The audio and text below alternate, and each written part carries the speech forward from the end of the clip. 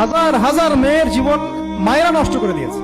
আমার মেয়ে জাহান্নামে যায়, যাক সমস্যা নাই, দুনিয়াতে সে যেন ভালো থাকে। এটা কেন বললাম?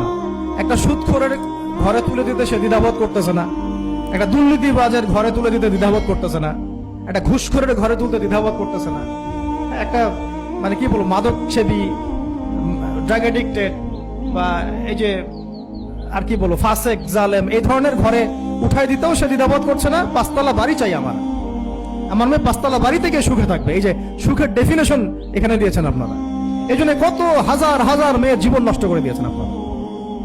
আমার কথা মাইন্ড করে না, হাজার হাজার মেয়ের জীবন মায়েরা নষ্ট করে দিয়েছে শুধুমাত্র মেয়েদের দুনিয়াবি সুখ এর সংজ্ঞাটা বুঝতে ভুল করার কারণে। এর নাম যদি সুখী হইতো তাহলে অমুসলিমরা সুখী না কেন, পশ্চিমারা সুখী না কেন, ওরা আত্মহত্যা করে কেন? এভাবে মেয়েদের জীবন নষ্ট করেছে।